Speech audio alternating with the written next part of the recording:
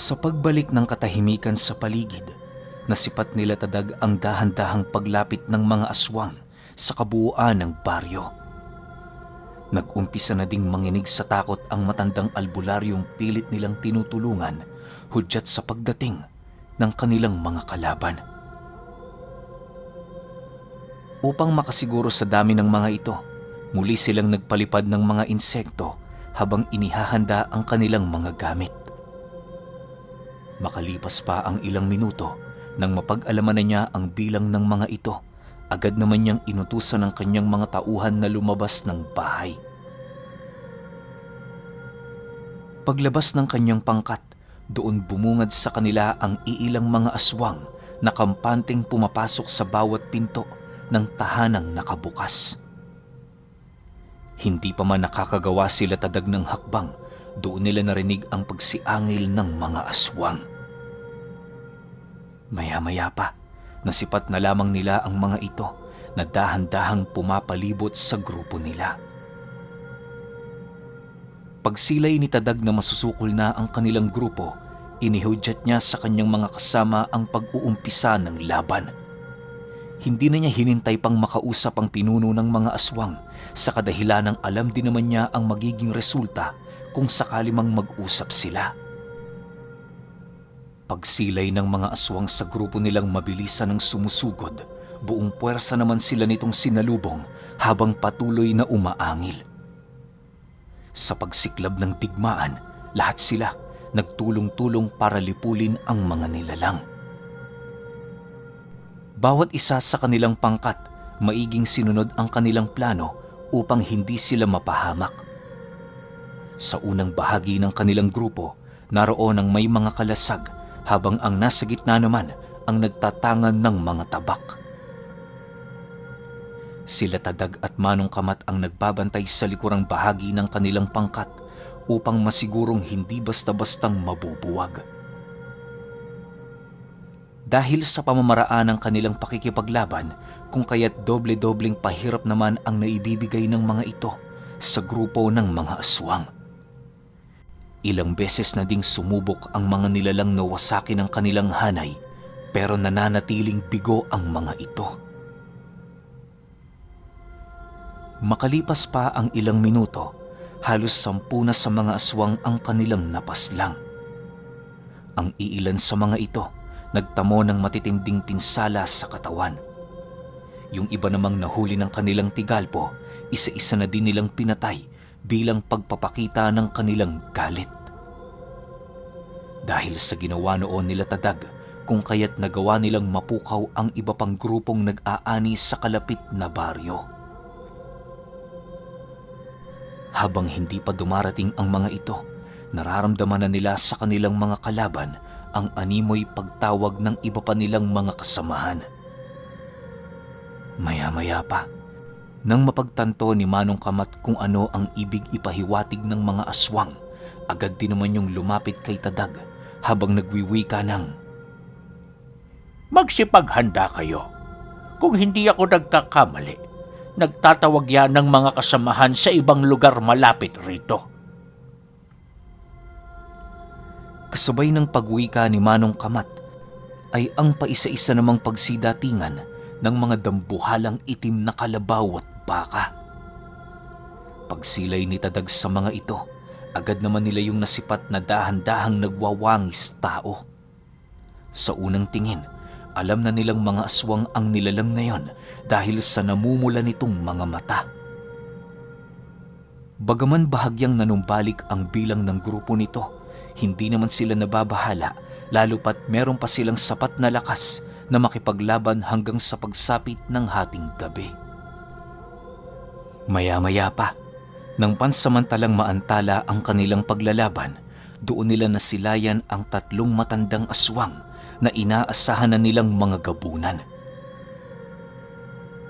Paglalarawan ni Tadag sa mga nilalang na yon, may hahalin tulad mo ang wangis nito sa isang ordinaryong gusgusing matanda. Bagaman uugod-ugod na at animoy naghihirap sa paglalakad, nananatiling alerto pa rin sila Tadag sa kadahilanang alam nilang paglalaro lang ito ng kanilang mga kalaban. Sa pagharap ng tatlo sa kanilang kinaroroonan, narinig nila ang matandang nasa pinakagilid na nagwiwika ng, Bakit nyo ba pinakikialaman na ng aming mga ginagawa? Tumayo pa talaga kayo, ha? Sa ginawa nyong yan, inilalahad nyo lamang ang inyong masamang intensyon sa aming hanay. Mga antingero, wala kayong kaide-ideya sa lahing kinakalaban nyo. Higit pa sa inyong nalalaman ang aming pagkakakilanlan. Dahil sa ginawa nyong ito, ipagbibigay alam namin sa diwata ng kamatayan ang inyong kapangahasan.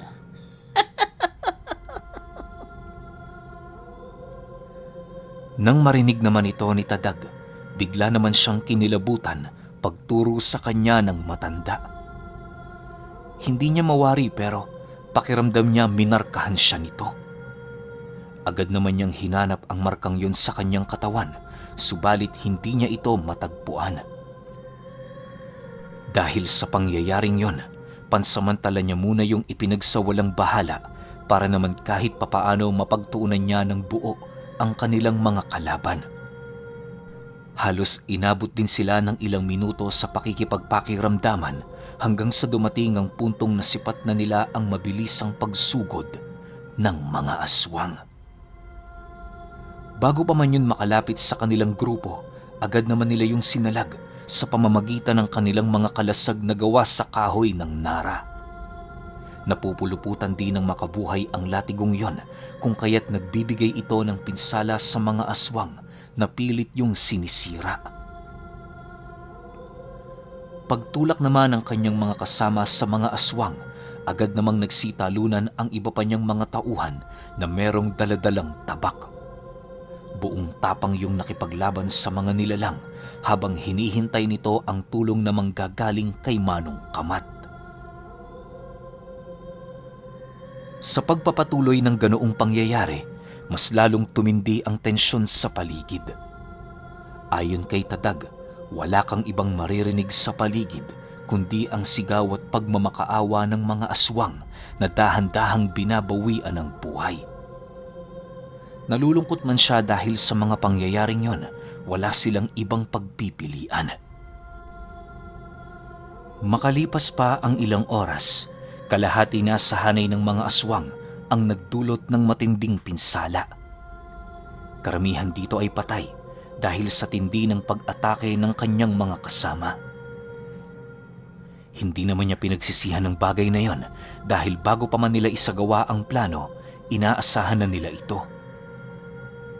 Maya-maya pa, nang masipat ni Tadag na dahan-dahan ang gumagalaw ang tatlong gabunan, agad naman niyang inabisuhan si Manong Kamat na sumama sa kanya. Pansamantala muna nilang iniwan ang kanyang mga tauhan upang pilit ilayo ang tatlo sa lugar ng digmaan. Alam nilang magiging perwisyo ito kung sakali mang hahayaan nila yung magwala sa lugar na kinaroroonan ng kanilang mga kasama. Nang masipat ni Tadag ang pagsugod ng tatlong matanda, agad naman niya yung pinalayo gamit-gamit ang mga buhay na salita. Dahil dito, napilitang umatras ang tatlo hanggang sa hindi maglaon napansin nilang ilang metro na ang kanilang layo sa grupo. Nang maramdaman ni Tadag na tatlo laban sa kanilang dalawa na lamang ang labanan, doon na niya itinigil ang pagtataboy sa mga nilalang. Akala mo ba porket na ilayo mo kami gamit ang mga buhay na salita ay nangingibabaw ka na? Nagkakamali ka. Isa ka lang ordinaryong tao. At kahit kailan hindi na yan magbabago. Wika ng isang gabunan habang nagpapalit ito ng anyo. Pag-itim ng mga balat nito, bigla naman yung sumugod kay Tadag na kasalukuyang nakahawak sa latigo habang kalmadong pinagmamasdan ng tatlo. Nang masipat naman niya ang kamay ng gabunang papalapit sa kanyang leeg, agad naman niya yung hinawakan. Pagdiin ni Tadag ng kanyang puwersa sa kamay nito, laking gulat na lamang ng gabunan nang masipat niya ang kanyang brasong dahan-dahang bumabalik sa ordinaryo nitong estado.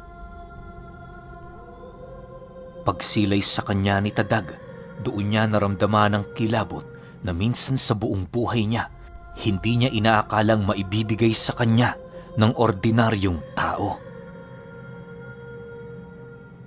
Bagaman bakas sa pagmumukha ng matanda ang labis na takot at pagkabahala, nanatili pa rin yung porsigido na makipaglaban sa kanya.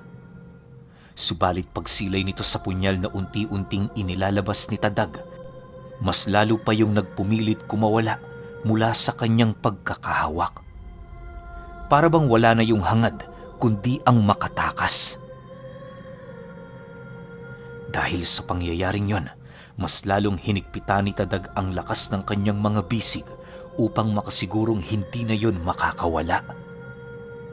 Pagsilay naman ng dalawa pa nitong kasama sa kanyang ginawa, dali-dali naman yung sumugod sa kanya para tumulong.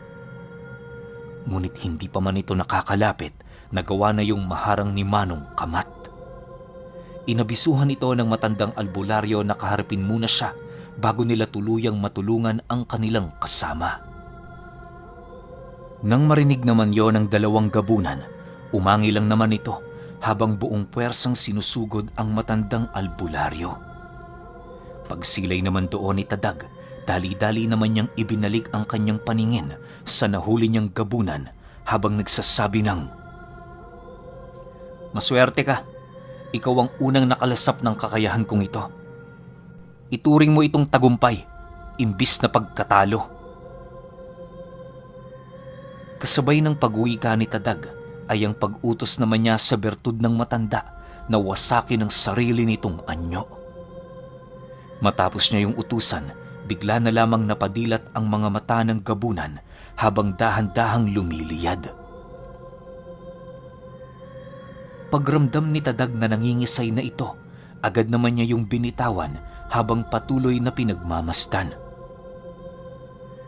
Hindi naglaon, bigla na lamang tumigil ang katawan ng nilalang na yon, hudyat ng tuluyan na nitong pagpapakamatay. Nang masipat naman ni Tadag na unti-unti nang naaagnas ang katawan nito, agad naman niya yung tinalikuran para puntahan ang kinaroroonan ng matandang albularyo. Pagsilay naman niyang nasa maayos na kalagayan nitong si Manong Kamat, hindi na siya nag-abala pang yon ay tulungan sa kadahilan ng isa yung insulto sa kakayahan ng matanda na minsang nagturo sa kanya.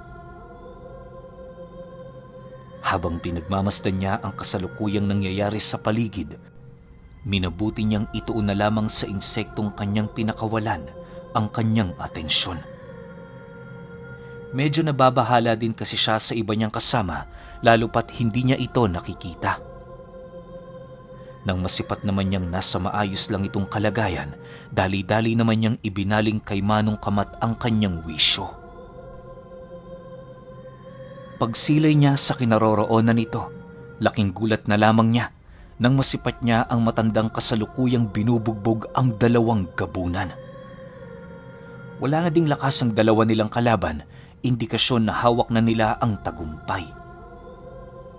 Sa pagluhod ng dalawa, agad naman niya yung sinapak sa pagmumuka na siyang naging sanhi ng mabilisan nitong pagbagsak sa lupa.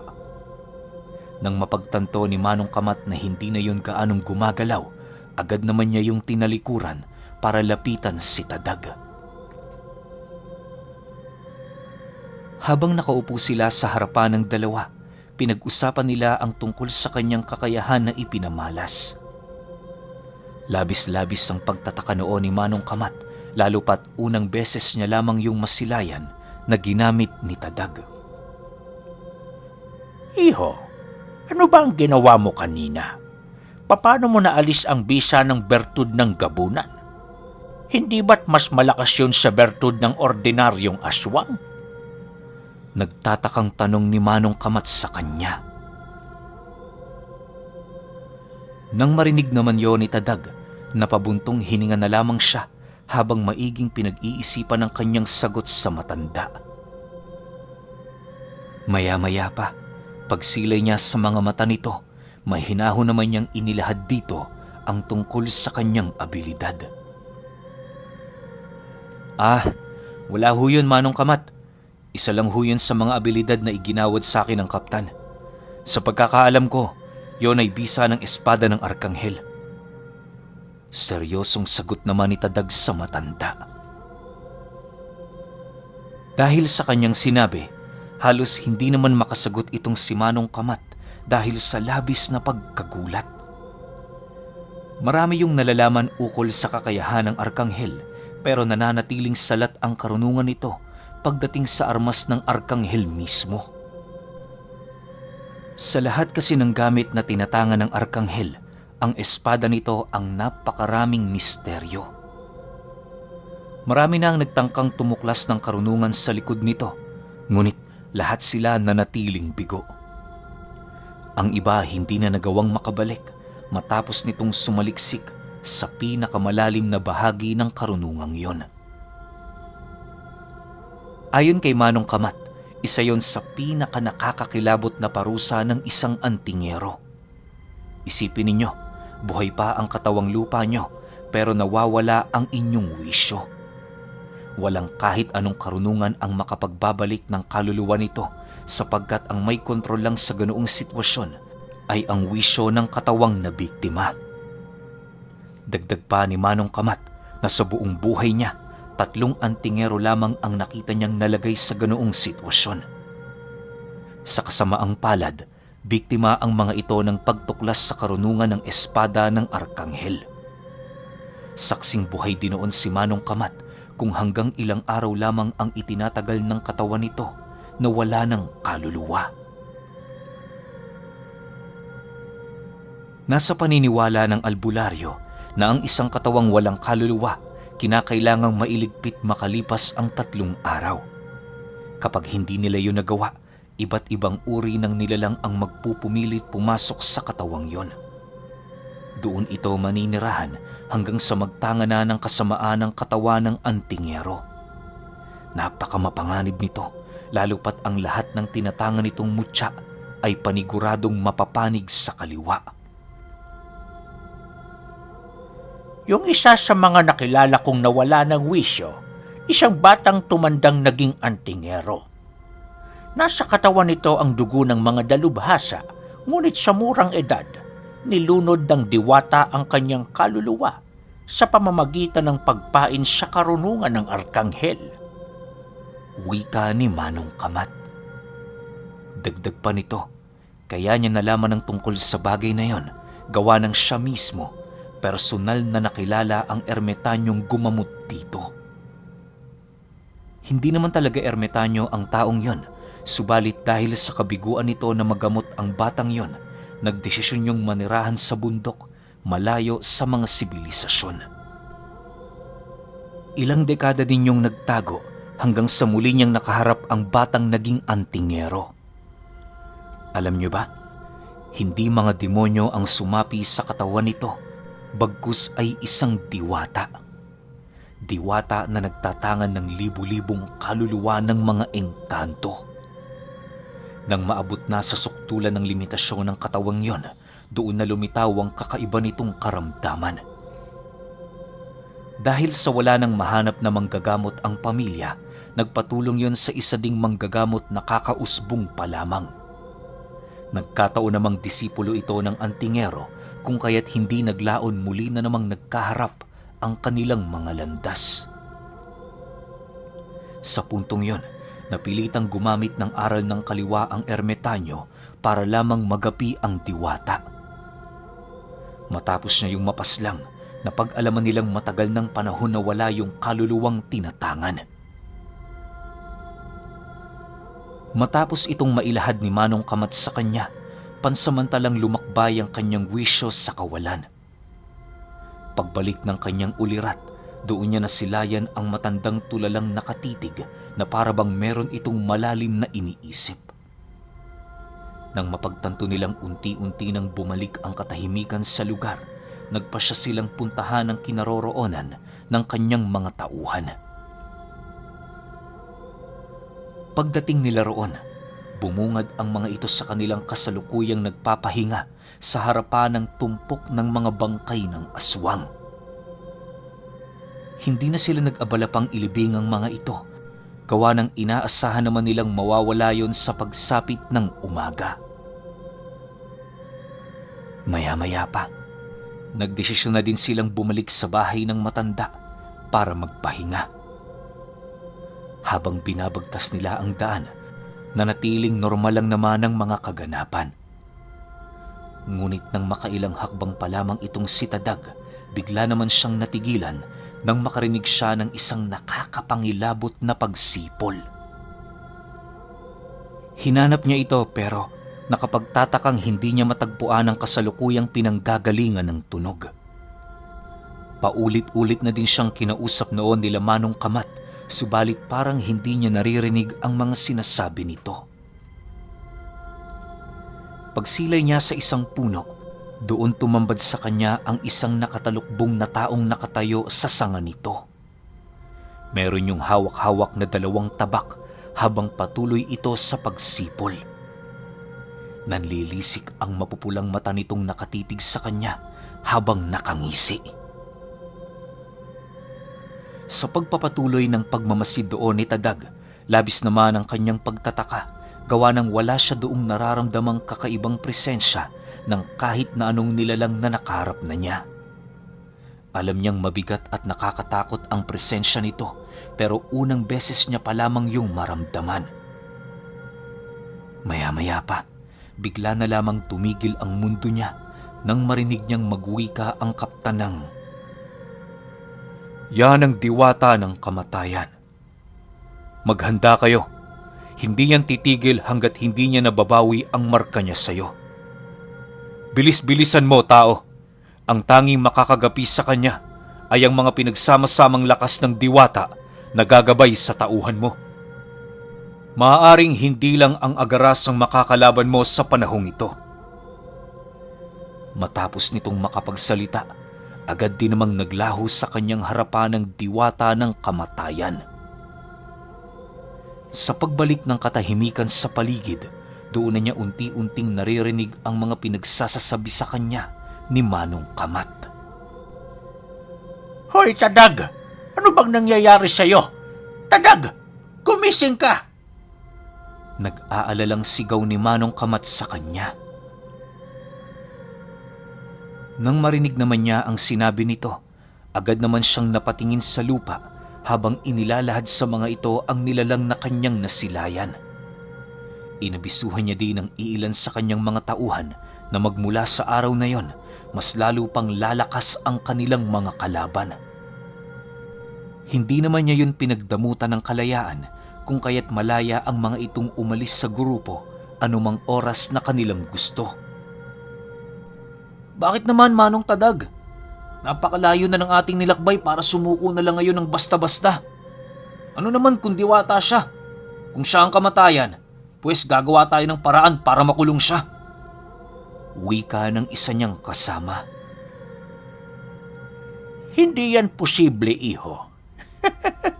Ikukulong mo ang kamatayan? Sigurado ka ba? Sagot naman dito ni Manong Kamat. Habang nagdidiskusyon ng dalawa, nanatili lang namang tahimik itong si Tadag. Maigi niyang pinag-iisipan ang kanyang gagawin, lalo pat hindi na biro ang kinakaharap nilang sitwasyon. Alam din niyang hindi lang araw, buwan at taon ang bibilangin ng nilalang na yon para lamang mapasuko ang kanyang kaluluwa. Lumipas pa ang mga araw. Walang ibang ginawa ang kanilang pangkat kundi ang lipulin ang mga aswang na gumagapas sa mga baryong kanilang dinaraanan. Pagkaraan ng 1 buwan, nanumbalik ang katahimikan sa kanilang lugar na siya namang ikinatuwa ng mga taong merong kaalaman pagdating sa lihim na karunungan. Nang mapagtanto nila Tadag na medyo mapayapa na ang paligid, nagpasya silang ituon ang kanilang mga atensyon sa pagtatanim ng mga kopra at iba pang halamang mapapakinabangan nila. Doon na din tumira si Manong Kamat sa lupain niya para naman kahit papaano araw-araw silang magkausap at magkasama. Ang iilan naman sa tauhan niyang wala pang pamilya, nagdesisyon ding doon na manirahan gawa ng hindi na din kaibigan ang turing ng mga ito sa kanya. Lumipas pa ang 2 taon. namuhay ng payapa ang pangkat ni Tadag. Kahit may mga pagkakataong napapalaban sila, hindi naman nila yun gaanong binibigyan ng pansin, lalo pat mga ligaw na aswang lamang ang kanilang mga nakakasagupa.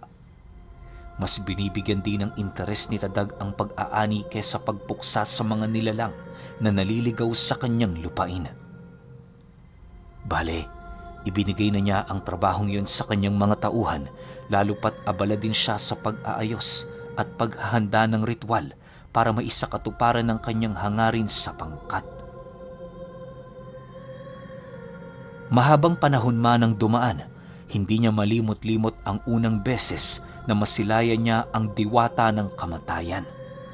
Halos walang araw noong hindi siya nananaliksik kung papaano tatawagin ang 9 na diwata na nais niyang ipagabay kay Manong Kamat at sa 8 pa niyang kasama. Sa tulong ng kaptan, naging klaro para kay Tadag ang mga hakbang sa paggamit ng kanyang minimithing pangarap. Okay, grabe no? Ang daming nadadagdag dito sa kwento natin. Pero yung 19, sunod kagad natin yun para hindi na kayo mabitin. Pero kasi, ang lupit lang no? Isipin ninyo, may bagong kaalaman si Tadag, which is yung espada ng Arkanghel. Ang kaso nga lang, sobrang tindi ng bago nilang makakalaban. Isipin nyo na lang, diwata ng kamatayan. So, paano nila tatalunin yun, di ba? Sunod na natin yung 19 para wala na tayong masyado pang maraming tanong. Yun lang. Salamat.